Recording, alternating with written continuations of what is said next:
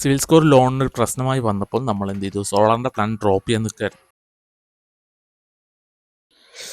Hello guys, മറ്റൊരു video വീണ്ടും സ്വാഗതം. ഞാൻ നിങ്ങളുടെ സ്വന്തം മാരിയോ. ആദ്യം തന്നെ പറയാം ഗൈസ്, നമ്മൾ കുറച്ച് കാലമായിട്ട് വീഡിയോയുടെ ഒന്നും പറ്റിയിരുന്നില്ല. ഏകദേശം ഒരു 10 ദിവസമായി നമ്മൾ വീഡിയോ ഇട്ടുന്നു വരുന്നു. അതിന്റെ പ്രധാന കാരണം എന്ന് പറയുന്നത് എൻ്റെ ഈ വീടിന്റെ മേലെ കാണുന്ന സോളാറാണ് കേട്ടോ. ഏകദേശം 10-15 ദിവസമായി ഞാൻ ഇതിന്റെ പിന്നാലെ തന്നെയാണ്. എങ്ങനെയാലും അവസാനം നമ്മൾ സോളാർ വെച്ചിട്ടുണ്ട്. ഈ ഒരു സോളാറിന്റെ കാര്യത്തിൽ ഒരു ഡീറ്റെയിൽ പോകുന്നതിന് മുന്നേ ഈ സോളാർ എന്ന് പറയുമ്പോൾ എൻ്റെ മനസ്സിലിരുന്നൊരു കൺസെപ്റ്റ് ഞാൻ നിങ്ങളോട് പറയാം. ഏതൊരു മിഡിൽ ക്ലാസ് EV യൂസേഴ്സ് ഒരിക്കലും നടത്തണം എന്ന് കരുതിയിട്ട് ചില കാരണങ്ങൾ കൊണ്ട് നടക്കാതെ പോയ ഒരു സ്വപ്നമാണ് ഈ സോളാർ പ്ലാന്റ് എന്ന് പറയുന്നത്. ഇനി ബാക്കിയൊക്കെ സോളാറിന്റെ അടുത്ത് പോയി സംസാരിക്കാം. സോളാറിന്റെ കാര്യം പറയുകയാണെങ്കിൽ നമ്മൾ അധികം ഡീപ്പായിരുന്നു പോകുന്നില്ല. ഏതൊരു സാധാരണക്കാരനും മനസ്സിലാവുന്ന രീതിയിൽ സിമ്പിളായിട്ടാണ് നമ്മളിത് പറയാൻ പോകുന്നത്. പിന്നെ ഒരു കാര്യം കൂടി ഉണ്ട്, എൻ്റെ എക്സ്പീരിയൻസ് റിലേറ്റ് ചെയ്താണ് ഞാൻ പറയുന്നത്. എക്സ്പീരിയൻസ് എന്ന് വെച്ച് കഴിഞ്ഞാൽ എങ്ങനെയാണ് ഈ സോളാർ പാനൽ ഇവിടെ എത്തിയത്, എത്രത്തോളം എഫേർട്ട് എടുത്തു, എത്രത്തോളം ടൈം എടുത്തു, ഏതെല്ലാം കമ്പനീസ് നമ്മൾ അപ്രോച്ച് ചെയ്തു, എന്തുകൊണ്ടാണ് ഈ കമ്പനീനെ ചൂസ് ചെയ്തത്, ഒരു സാധാരണക്കാരനായ എനിക്ക് എങ്ങനെയാണ് സോളാർ അഫോർഡ് ചെയ്യാൻ പറ്റുന്നത്. ഈ ഒരു വീഡിയോ നമ്മൾ 2 സീരീസ് ആയിട്ടാണ് ചെയ്യുന്നത്. ഫസ്റ്റ് സീരീസ് പറഞ്ഞാൽ ഈ സോളാർ പാനൽ ബിൽഡ് ചെയ്ത് ഇവിടെ കൊടുന്ന് വെച്ച് വരെയുള്ള എല്ലാ ഇൻഫർമേഷനും, എല്ലാ പ്രൊസീജിയർ, നമ്മൾ ലോണിലാണ് ചെയ്തത്, അതെങ്ങനെയാണ് കിട്ടിയത്, സബ്സിഡി, എല്ലാ ഫിറ്റിങ്സ്, ബിൽഡിങ്സ് ആൻഡ് എല്ലാ സോളാർ പാനൽ ഇവിടെ കൊടുന്ന് ട്രാൻസ്പോർട്ട് ചെയ്ത് വെച്ച് വരെ. ഓക്കെ, രണ്ടാമത്തെ സീരീസിൽ നമ്മൾ പറയാൻ പോകുന്നത് പറയുന്നത് ഇതിൻ്റെ ഔട്ടാണ്. ഈ സോളാർ പാനൽ വെച്ചതിന് ശേഷം നമുക്ക് എന്തെങ്കിലും മെച്ചമുണ്ടായിട്ടുണ്ടോ, അല്ലെങ്കിൽ ഇലക്ട്രിസിറ്റി ബില്ലിൻ്റെ വേരിയേഷൻ എന്തൊക്കെയാണ്, അതെല്ലാം നമ്മൾ രണ്ടാമത്തെ സീരീസിൽ പറയാൻ പോകുന്നത്. അപ്പോൾ നമുക്ക് ഇനി നേരെ വീഡിയോയിലോട്ട് പോകാം. ഗൈസ്, നിങ്ങൾക്ക് ആൾറെഡി അറിയുന്നതാണ്, കറണ്ട് ബില്ല് കുറയ്ക്കാൻ വേണ്ടി തന്നെയാണ് നമ്മൾ സോളാർ വെക്കാറ്. നമ്മുടെ വീട്ടിൽ വരുന്ന കറണ്ട് ബില്ല് അറിയുന്നത് ഏകദേശം 1900 to 2300 ആ ഒരു റേഞ്ചൊക്കെയാണ്. അതിൻ്റെ മേലെ ആവാൻ തുടങ്ങിയപ്പോഴാണ് നമ്മൾ സോളാറിനെ കുറിച്ച് സീരിയസ് ആയി ചിന്തിക്കാൻ തുടങ്ങി. സാധാരണ ഒരു വീട്ടിലുണ്ടാവുന്ന ഹോം അപ്ലയൻസിൻ്റെ ഉള്ളൂ നമ്മളെ കയ്യിലുള്ളൂ കേട്ടോ. അധികമായിട്ട് ചാർജ് വലിക്കുന്നതെന്ന് പറഞ്ഞാൽ എൻ്റെ EV സ്കൂട്ടറാണ്, അല്ലാതെ ACO, ഇൻവേർട്ടർ അല്ലെങ്കിൽ ഇൻഡക്ഷൻ സ്റ്റവ് അതുപോലുള്ള അപ്ലയൻസ് ഒന്നും നമ്മുടെ കയ്യിലില്ല. വണ്ടിയുടെ യൂസ് പറഞ്ഞാൽ നിങ്ങൾക്കറിയാം, ഞാൻ അത്യാവശ്യം ലോങ് പോകുന്നൊരു വ്യക്തിയാണ്. പക്ഷേ റെഗുലർ ആയിട്ട് ഞാനൊരു ഡിസ്റ്റൻസ് പോയി വരാറില്ല. അതുകൊണ്ട് തന്നെ ഞാൻ 3 ദിവസം കൂടുമ്പോഴാണ് എൻ്റെ വണ്ടി കുത്തിടാറ്. നാട്ടിലുണ്ടാകുമ്പോൾ ചെറിയ ചെറിയ ഓട്ടങ്ങൾ മാത്രമേ ഉള്ളൂ. നമ്മൾ റൂഫ് ടോപ്പിൽ വെക്കാൻ തീരുമാനിച്ചത് തന്നെയാണ് 3 കിലോവാട്ട് ആണ് കേട്ടോ. ഒരു 6000 രൂപയുടെ ബില്ലെല്ലാം ഈ 3 കിലോവാട്ട് തന്നെ കവർ ചെയ്യാൻ പറ്റുമെന്ന് പറഞ്ഞപ്പോഴാണ് നമ്മൾ 3 കിലോവാട്ട് ചൂസ് ചെയ്തത്. നമ്മൾ ചൂസ് ചെയ്ത കമ്പനി എന്ന് പറയുന്നത് പവർജീൻ സോളാർസ് എന്ന് പറയുന്നത് എറണാകുളം ബേസ്ഡ് കമ്പനിയാണ് കേട്ടോ. നാട്ടിലൊക്കെ ഇത്രയും കമ്പനി ഉണ്ടായിരുന്നു, നിങ്ങൾ എന്തിനാ എറണാകുളം പോയി ഈ കമ്പനി ചൂസ് ചെയ്തതെന്ന് നിങ്ങൾക്ക് ഒരു സംശയം ഉണ്ടാവും. അപ്പോൾ ഒബിയസ്ലി ഞാൻ സിമ്പിളായിട്ടൊരു സ്റ്റോറി പറയാം. എൻ്റെ ഒരു അമ്മാവനുണ്ട്, മൂപ്പര് PW റിട്ടയർഡ് ആണ്. മൂപ്പര് വീട്ടിൽ 2 വർഷം മുന്നായിട്ട് സോളാർ വെച്ചിട്ടുണ്ട്. അപ്പോൾ ഈ സോളാറിനെ കുറിച്ച് സീരിയസ് ആയി ചിന്തിക്കാൻ തുടങ്ങിയപ്പോൾ നമ്മൾ ആദ്യം അവരോടാണ് ചോദിച്ചത്. അവരുടെ ആ കമ്പനീനെ അപ്രോച്ച് ചെയ്തു. അപ്പോൾ അവർ പറയുന്നത് പറഞ്ഞാൽ എല്ലാം ഓക്കെയാണ്, പക്ഷേ സിവിൽ സ്കോർ എന്ന പ്രശ്നം വരുന്നുണ്ട്. എന്ന് വെച്ചാൽ നമ്മുടെ ലാൻഡ് ഓർഡറെ, എൻ്റെ ലാൻഡ് ഓർഡർ എൻ്റെ അച്ഛൻ തന്നെയാണ്. അപ്പോൾ അച്ഛൻ്റെ പേരിൽ സിവിൽ സ്കോർ കുറവാണ്. അപ്പോൾ ലോൺ അപ്രൂവ് ചെയ്യാൻ കുറച്ച് റിസ്ക് ഉണ്ട്. ഏതൊരു സാധാരണക്കാണെങ്കിലും ഒറ്റയടിക്ക് ഫുൾ പൈസയും കൊടുത്തെടുക്കാനുള്ള ഒരു ത്രാണി എല്ലാവർക്കും ഉണ്ടാവണമെന്നില്ല. അതുകൊണ്ട് തന്നെ എല്ലാവരും ലോണിനെയാണ് അപ്രോച്ച് ചെയ്യാറ്. ഈ ലോണിന് പോകുമ്പോൾ അവർ 2 ക്രൈറ്റീരിയയാണ് അവർ ചോദിക്കാറ്. 2 എലിജിബിലിറ്റി വേണം. ഒന്നാമത് 65 വയസ്സിൻ്റെ അടിയിലാവട്ടോ വേണം. രണ്ടാമത് 680 അല്ലെങ്കിൽ 650ന്റെ മേലെയോ സിവിൽ സ്കോർ വേണം. സിവിൽ സ്കോർ ലോണിന് ഒരു പ്രശ്നമായി വന്നപ്പോൾ നമ്മൾ എന്ത് ചെയ്തു, സോളാറിന്റെ പ്ലാൻ ഡ്രോപ്പ് ചെയ്യാൻ നിൽക്കുന്ന സമയത്താണ് എൻ്റെ ബ്രദർ വേറൊരു കമ്പനിയെ കുറിച്ച് എന്നോട് പറയുന്നത്. അപ്പോൾ അവരെ അപ്രോച്ച് ചെയ്തപ്പോൾ നമ്മുടെ പ്രശ്നത്തിലൊരു സൊല്യൂഷൻ അവർ പറഞ്ഞു തന്നു. പക്ഷേ അത് പവർജീൻ ആയിരുന്നില്ല, വേറൊരു കമ്പനി ആയിരുന്നു കേട്ടോ. സൊല്യൂഷൻ എന്താണെന്ന് വെച്ചാൽ നിങ്ങൾക്ക് വയസ്സ് കൂടിക്കോട്ടെ, സിവിൽ സ്കോർ കുറഞ്ഞോട്ടെ, എന്നാലും നിങ്ങൾക്ക് സുഖമായിട്ട് ലോൺ പാസ്സായി കിട്ടും. അതെങ്ങനെയെന്ന് വെച്ചാൽ നിങ്ങൾ ലോൺ അപ്ലൈ ചെയ്യുമ്പോൾ ഒരു കോ അപ്ലിക്കിനെ വെച്ചിട്ട് വേണം അപ്ലൈ ചെയ്യാൻ. ഈ കോ അപ്ലിക്കിന് വെച്ചാൽ ഒരു ജാമ്യം നിൽക്കുകയാണ് നിങ്ങൾക്ക് വേണ്ടി. ഈ ജാമ്യം നിൽക്കുന്ന ആൾക്ക് 2 കാര്യങ്ങൾ വേണം. ഒന്നാമത് നിങ്ങളെ സെയിം ബ്ലഡ് ലൈൻ ആയിരിക്കണം, എന്ന് വെച്ചാൽ നിങ്ങൾക്ക് അയാളായിട്ട് രക്തബന്ധം വേണം. രണ്ടാമത് അയാൾക്ക് സ്ഥിര വരുമാനം വേണം. അയാൾക്ക് സിവിൽ സ്കോർ 680ന്റെ മേലെ വേണം. ഈ സബ്സിഡി ഒക്കെ പെട്ടെന്ന് ക്രെഡിറ്റ് ആവാൻ വേണ്ടിയിട്ട് നാഷണലൈസ്ഡ് ബാങ്കിലാണ് കൂടുതലും ഈ സോളാറിന്റെ ലോൺസ് അപ്ലൈ ചെയ്യാറ്. ഒരു കാര്യം എന്ന് പറഞ്ഞാൽ ഓരോ ബാങ്കിന്റെ മാനേജറെ പോലെ ഇരിക്കും നിങ്ങൾക്ക് ലോൺ അപ്രൂവ് ആവുന്നത്. ഇത് പറയാനുള്ള കാരണം എന്ന് പറഞ്ഞാൽ ഞാൻ SBI ബാങ്കിൽ പോയിരുന്നു, ഓഫേഴ്സ് കുറേ വാരിക്കോരി കൊടുക്കുന്നുണ്ട്. പക്ഷേ ഈ കോപ്ലിക്കൻ എന്നൊരു കാര്യം അവർക്ക് ഇപ്പോഴും അറിയില്ല എന്ന് തോന്നുന്നുണ്ട്. ഞാൻ അവിടെ പോയി ചോദിച്ചപ്പോൾ ഇങ്ങനെ ഓപ്ഷൻ തന്നെ ഇല്ല എന്നാണ് അവർ പറഞ്ഞത്. അതേപോലെ തന്നെ ഞാൻ പഞ്ചാബിൽ വന്ന് ചോദിച്ചപ്പോൾ അവർ പറഞ്ഞത് സിവിൽ സ്കോർ 700 വേണമെന്നാണ്. അപ്പോൾ ഞാൻ ഒബിയസ്ലി കാനറയിൽ പോയി ചോദിച്ചപ്പോൾ അവർ പറഞ്ഞത് ഇങ്ങനെ ഓപ്ഷൻ ഉണ്ട് എന്ന് പറഞ്ഞു. എറണാകുളത്തെ ഫസ്റ്റത്തെ കമ്പനിയിൽ നമ്മൾ അപ്രോച്ച് ചെയ്തപ്പോൾ നമുക്ക് കിട്ടിയ കൊട്ടേഷനാണ് ഇത്. നമുക്കിതിൽ എങ്ങനെ പോയാലും 2,32,000 നമ്മുടെ ലാസ്റ്റ് പറഞ്ഞ എമൗണ്ട്.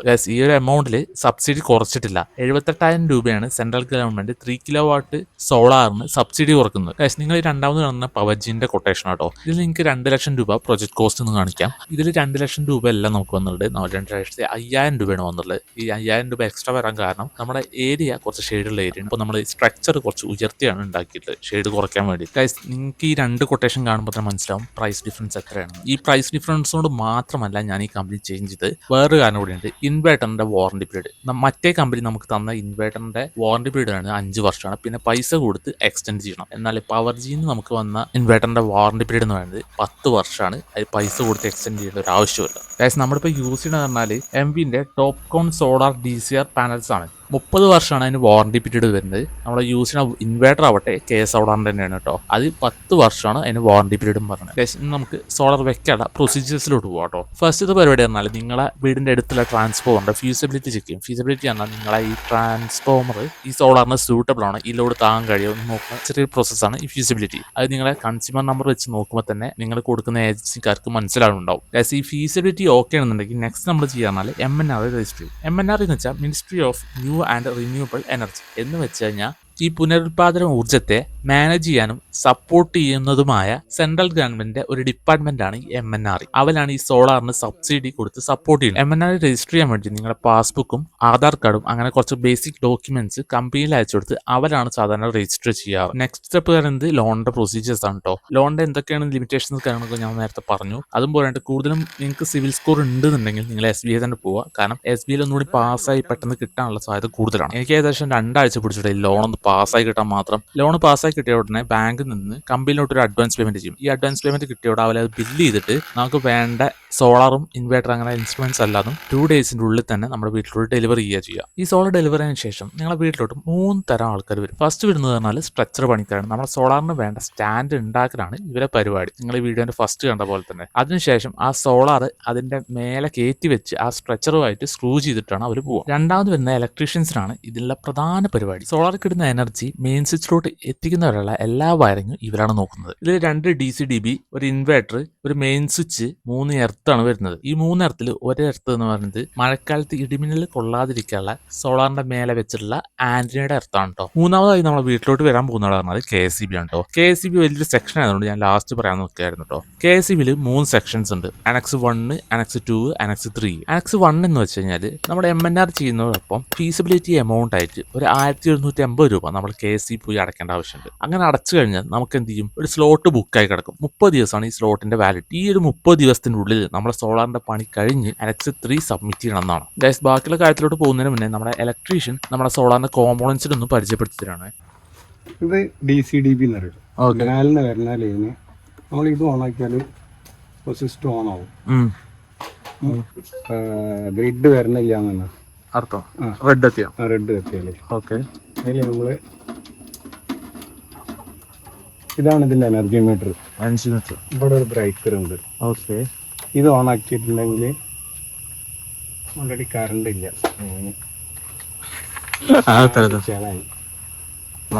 പിന്നെ നമ്മൾ ഇത് ഓൺ ആക്കി ഇവിടെ ഒരു ബ്രേക്കർ ഉണ്ട്. ഓക്കെ. ഈ ബ്രേക്കർ ഓൺ ആയാൽ നമ്മളെ എനർജി മീറ്റർ ഓൺ ആവും. ഓക്കെ. എന്നിട്ട് ഇതിന്റെ AC-DB എന്നത് ഇത് ഓൺ ആക്കുക. ഓക്കെ. അപ്പൊ സിസ്റ്റത്തേക്ക് കറണ്ട് വന്നു. റണ്ണിങ് 1 മിനിറ്റ് ടൈമുണ്ട്. റൈറ്റിംഗിൽ ഇട്ടിട്ട് റൺ ചെയ്യാണ്. അപ്പൊ മേലെ വരുന്ന വാട്ട്സ് ആണത്. അതായത് ഇപ്പൊ KSEB കറണ്ട് പോയിക്കൊണ്ടേയിരിക്കുന്നുണ്ട്. ഇതിവിടെ റീഡ് ചെയ്യുന്നുണ്ടാവും.